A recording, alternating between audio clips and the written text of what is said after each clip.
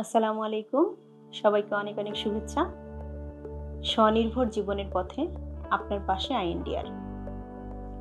আজকে আমি বেশ কিছু সমস্যা নিয়ে বলবো, যে সমস্যাগুলো যদি আপনাদের বাচ্চার মধ্যে কোনো 4-5টা বা কয়েকটাই থাকে, তাহলেও আমি এই ভিডিওটার শেষের দিকে এই সমস্যাগুলোর সমাধান কিভাবে করা যাবে সে বিষয়ে বলবো। তাহলে সমস্যা যদি বাচ্চার মধ্যে থাকে আর সমাধানটা যদি আপনারা শোনেন, তাহলে সেক্ষেত্রে আপনার বাচ্চার কিছুটা উপকার হবে। তাহলে সমস্যাগুলো কি? যে বাচ্চা তার ইম্পালস কন্ট্রোল করতে পারছে না, যে আরেকজনের হাতে একটা চিপস আছে, আমি কি সেটা নিব কি নিব না, নিজেকে নিজের ইম্পালস কন্ট্রোল করতে না পেরে ধুম করে নিয়েই ফেললো, এটা একটা সমস্যা। তারপরে সে অ্যাটেনশন ধরে রাখতে পারে না, সে কোনো কাজ শুরু করে শেষ করতে পারে না, অনেক সময় কোনো কাজ সে শুরুই করতে পারে না, কিভাবে শুরু করব। তারপরে কোনো একটা কাজের যে সিকোয়েন্স, যে প্ল্যান করবে আগে, যে এই কাজটা আগে করব আর এই কাজটা পরে করব, তাহলে আমি এটা অর্গানাইজ ওয়েতে করতে পারবো, সেটা বোঝে না। যেমন একটা উদাহরণ দিই, যে সে জুতা মোজা পরবে, এখন সে নিজে থেকে বুঝতে পারছে না আগে মোজাটা পরবে নাকি আগে জুতাটা পরবে।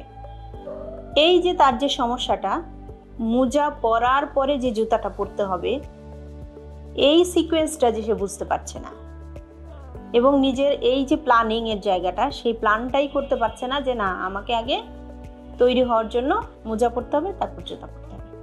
তারপরে কোন ইনস্ট্রাকশন তাকে দেয়া হলো, কিন্তু সেই ইনস্ট্রাকশনটা সে ফলো করতে পারছে না। সেটা কেমন কোনো ভার্বাল ইনস্ট্রাকশনই হোক কিংবা কোনো ইশারা, সেটাই করেন না কেন, সে ফলো করতে পারছে না, তার সমস্যা হচ্ছে। তারপর সে কোনো সিকোয়েন্স মনে রাখতে পারছে না, তার সমস্যা হচ্ছে। যেমন বললেন যে ওই ঘরে যাও, গ্লাসটা নিয়ে আসো, এই যে দুটো কমান্ড দিলেন তাকে, কিন্তু সে এই দুটো কমান্ড মনে রাখতে পারছে না। সে ওয়েট করছে একটা স্টেপের জন্য, যে শুধু বলতে হবে যাও। তারপর সে যে তার জিনিসগুলোকে গুছিয়ে রাখবে, খেলাধুলা শেষ হয়েছে, এখন তাকে গুছিয়ে রাখতে হবে, কোন জিনিসটা কোথায় থাকে সেই জিনিসটা সে করতে পারছে না। তারপর একটা কাজ যে সময়ের ভিতরে শেষ করতে হবে, সেই সময়ের ভিতরে সে কাজটা কমপ্লিট করতে পারছে না। তারপরে আরেকটা সমস্যা হতে পারে তার, যে সে যে সুন্দরভাবে কাজটা করেছে, তার পারফরমেন্সটা যে ভালো হয়েছে, সেটাতেও সে হ্যাপি হতে পারছে না, কিংবা সে বুঝতেই পারছে না যে কাজটা কমপ্লিট সে করে ফেলেছে অলরেডি। তারপর তার যে ইমোশনগুলো আছে, যে সে হাসবে নাকি কাঁদবে, এই সময় তার ফিলিংসটা কেমন হচ্ছে, এই ইমোশনাল বিষয়গুলো সে নিজে বুঝতে পারে না। অল্প কিছু ভুল হলেই সে অনেক সময় আপসেট হয়ে যাচ্ছে, কেন ভুল হলো, একটুতেই সে ইনকনফিডেন্স হয়ে যাচ্ছে, যে কেন সে পাচ্ছে না, সে রাগ অ্যাঙ্গার দেখাচ্ছে। তো এতগুলো সমস্যা, এই এতগুলো সমস্যার ক্ষেত্রে আমরা কিছু কাজ করতে পারি, যেই কাজগুলো করার ফলে আস্তে আস্তে তার এই প্রবলেমগুলো কমে আসতে পারে। সেই কাজগুলো কি কি হতে পারে? যেমন 1 নম্বরই আমরা করতে পারি, একটা ভিজুয়াল স্কেডিউল সেট করে দিতে পারি, যে একটা দৈনন্দিন তার একটা নির্দিষ্ট রুটিন, যে কোনটার পর কোনটা কাজ তার আছে, কোন কাজটা সে আগে করবে, কোন কাজটা সে পরে করবে, এবং কাজের যে সিকোয়েন্স আছে সেগুলো একটা পিকচার দিয়ে দিয়ে দিয়ে দিয়ে যদি তার সামনে আমরা সেট করে দিই, তাহলে সে আস্তে আস্তে ওটা সম্পর্কে জানবে, যে এখানে আমার সারা দিনের সমস্ত অ্যাক্টিভিটিগুলোর ছবি দেওয়া আছে, এবং একটার পরে একটা দেওয়া আছে। মানে যে একটা ছবি দেখলাম, সেই কাজটা শেষ করলাম, তারপরে ছবিটা দেখলাম, সেটা শেষ করলাম, তারপর ছবিটা দেখলাম, সেটা শেষ করলাম। তাহলে সে সেখান থেকে কি বুঝবে, যে তার প্ল্যানটা, দিনের প্ল্যানটা দিনের ওখানে দেয়াই আছে, তাকে শুধু রুটিনটা ফলো করতে হবে।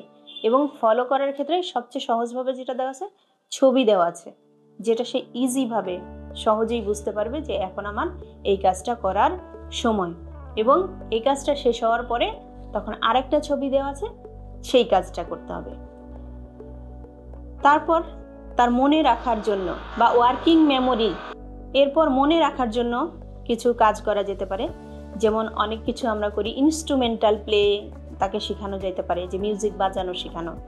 সেটা এমন কোনো মিউজিক্যাল টয়েস হতে পারে যে ধরেন তাক তাক তাক তাক তবলা বাজানোর মতো, কিংবা হারমোনিয়াম বাজানোর মতো, কিংবা অনেকে পিয়ানো বাজায়, এরকম কোনো একটা ইনস্ট্রুমেন্টাল কোনো কিছু যদি তাকে বাজাতে দেন, বা কোনো সাউন্ড মেকিং টয়েস যদি তার সাথে খেলা হিসেবে যদি দেন, তাহলে সে সেই বিটগুলো মনে রাখার সাথে সাথে তার মনে রাখার টেন্ডেন্সিটা বা মনে রাখার অভ্যাসটা তার তৈরি হতে পারে।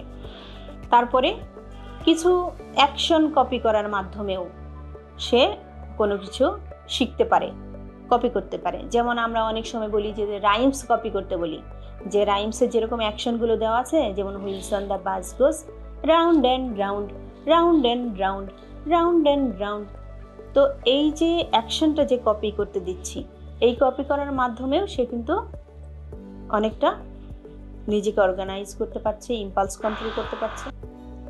তারপরে অবস্ট্রাকল কোর্সও তাকে দিতে পারি, যে জাম্পিং জ্যাক করতে পারে, অ্যানিম্যাল ওয়াক করতে পারে, তারপরে সে আরও স্টিম রোলার টাইপের অ্যাক্টিভিটি করতে পারে।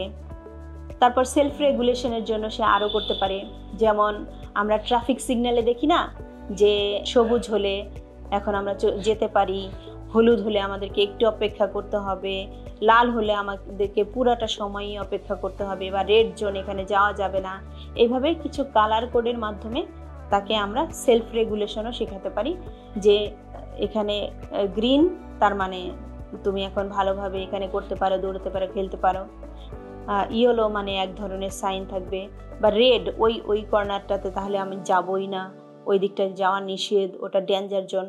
তো এইরকম নানান রকমভাবে আমরা আস্তে আস্তে এই ধরনের অ্যাক্টিভিটি প্র্যাকটিস করে করে তাকে তার এক্সিকিউটিভ যে ফাংশনিংগুলো, যেগুলোতে তার অসুবিধা হচ্ছিল, সে চ্যালেঞ্জ ফিল করতেছিল, সেগুলোকে আমরা অনেক ইজি করে দিতে পারি। এছাড়াও যদি আরও বেশি সমস্যা থেকে থাকে, তাহলে অবশ্যই একজন প্রফেশনাল অকুপেশনাল থেরাপিস্টের সাথে অ্যাসেসমেন্ট এবং প্ল্যানিং করে নেবেন, যে আরও কতভাবে আপনার সন্তানকে আপনি সুন্দরভাবে কাজগুলো করাতে পারেন। আজকে এই পর্যন্তই। আরও নতুন কোনো এই ধরনের ভিডিও তথ্য জানতে আমাদের ইউটিউব চ্যানেলে লাইক, কমেন্ট, শেয়ার দিন। সবাইকে ধন্যবাদ।